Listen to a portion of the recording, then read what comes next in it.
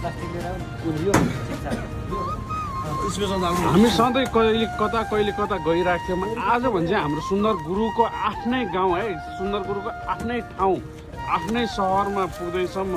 हाम्रो सुन्दर गुरु हाम्रो कुन ठाउँमा जाँदैछौँ भने हामी आज भोटेवडा, लमजुङको भोटेवडा भन्ने ठाउँमा हाम्रो सुन्दर भाइ आफैले सामान लिएर जाँदैछन् होइन।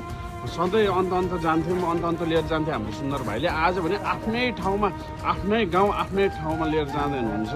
उहाँले त्यसको लागि तयारी गर्दै हुनुहुन्छ।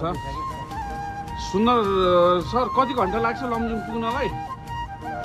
जम्मा 4 घन्टामा पुग्छौँ हामी।